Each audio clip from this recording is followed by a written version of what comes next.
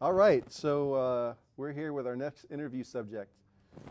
And you'll have to forgive me, my Constructicons are in the way. I'm back. So this is not really a Transformers interview, but it's going to be kind of is, if you like that grammar. So I've been a G1 Transformers person since 1984. And then I found out Cassandra was also a Soundwave fan. So, and like how I found out is, was it Keith that introduced us or Mike? I don't remember. I know it was one of the, I think it was not Keith, because when I first met you, Keith was at work. Okay. I'm trying to remember who introduced us. Well, I do not remember. We'll remember your insignificance later. No, I'm just kidding. We'll probably put it on. Edit it in there. Well, yeah, this person's face will come up from the bottom. It's this guy. Okay, so anyways, insignificant. But point being is when I met Cassandra, we were talking. I remember. It was Mike. It was Mike. It was Mike. Okay. Yeah. Okay. I was thinking Henderson Mike. No. Graham. Okay. Yeah. It was Mike. So, what's up, Mike?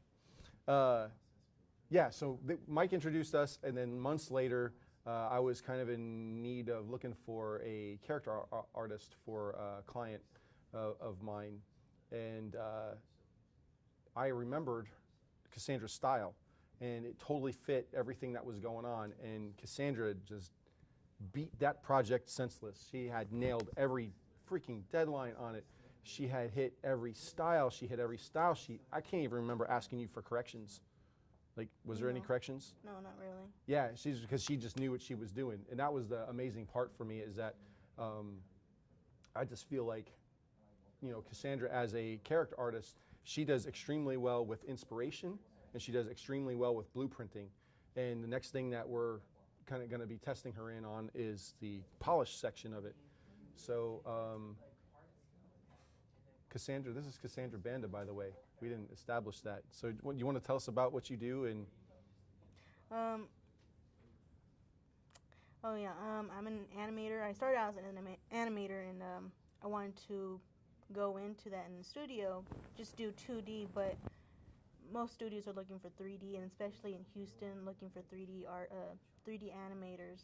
So it was kind of hard finding a place, because First I started doing stop motion, and then I really enjoyed doing the cell animation, just the 2D side of it, because I love drawing so much.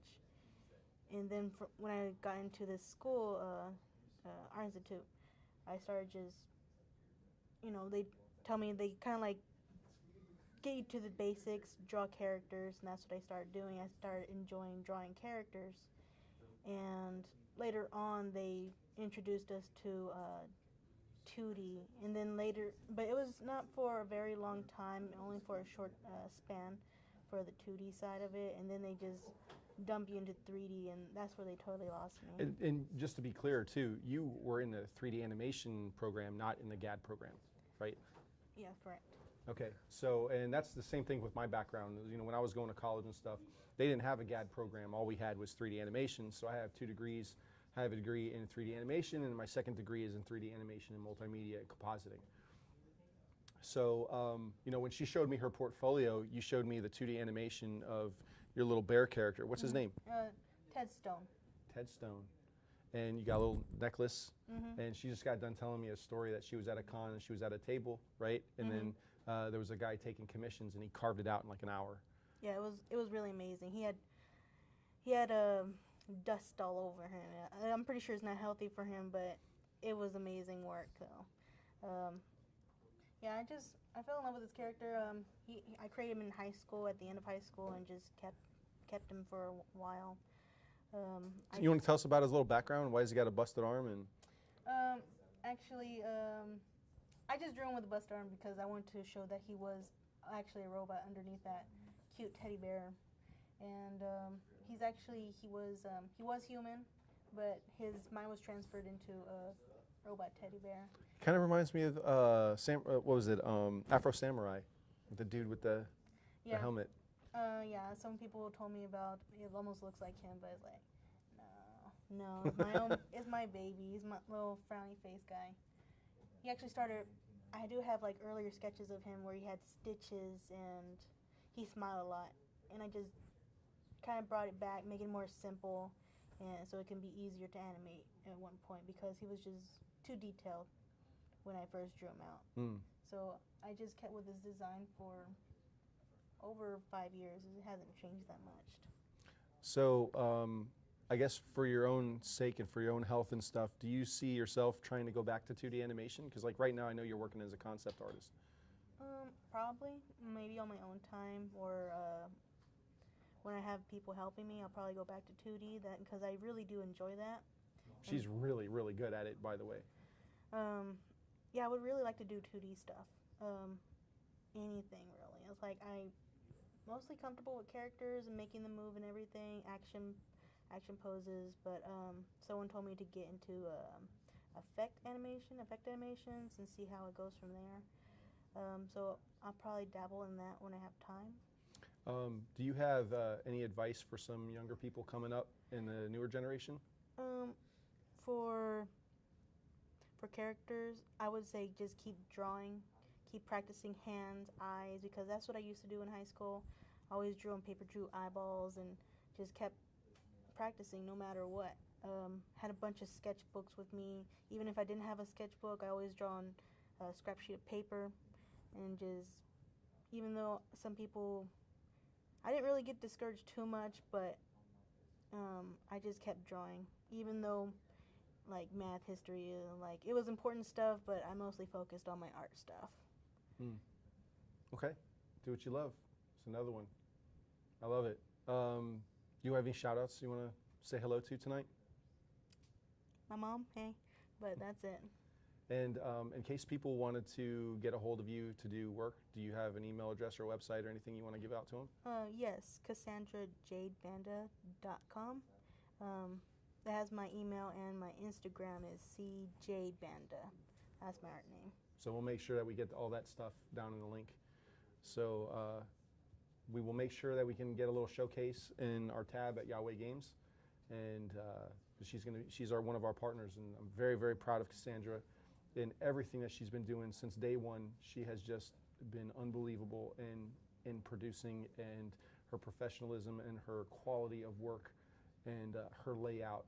It's just, everything has just been pristine, and I just can't believe how fast you are. Like there was a time when she was working, I couldn't give her enough work fast enough. So there was when I was younger, I thought all that speed painting was actually people drawing that fast, and like I didn't know that they actually sped it up. And they're like, oh, I need to draw that faster. I need to draw faster. Like, so that's what encouraged me. That's great. Yeah, to draw faster. But I was like, that's good advice for a young person. Do actual real-time speed painting. Do it. Oh man. But yeah, I know better now. It's like, oh, I can just, go as fast or slow as I want now. But I still want to get it done so I can get to the next project, because I will lose interest in the project if I'm taking too long. I have some artwork paintings that are unfinished because either I got distracted or I didn't have time to finish it, and I just wanted to do this next project. Mm-hmm. So that's probably my only weakness, is like I'll probably go back to it later, but I won't finish it. Yeah, that's a typical 2D concept artist kind of thing. But that's okay. You pass because of quality. Okay, so last question I have to ask. How long have you been a Transformers fan?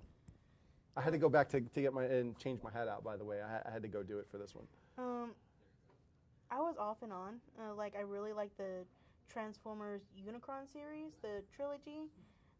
That's what actually got me on, and then it kind of died down, and then the Transformers from Michael Bay came up. Fell in love with that, and then the story wasn't very, I didn't like the story too much. And what really got me back on, like stuck to it, was Transformers Prime. Love all the designs in there. My favorite was probably Starscream. Yeah, he looked good. He looked really good, and I'm a Starscream fan. Oh, okay. But you're wearing all this Soundwave I know, because gear. because in G1 Starscream, his colors are kind of loud, and I really like my dark colors. So Soundwave is my second favorite. Okay. So I just liked his colors too. I liked Megatron, Optimus. I love them. It was like, it's a must. You can't hate them, you know. You just gotta love them all the time.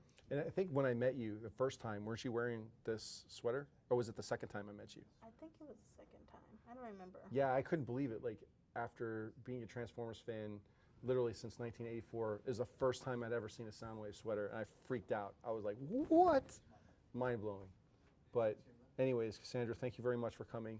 I appreciate your time, and I appreciate everything that you're doing, and I really hope to look forward to working with you some more. No problem. So, thank you guys.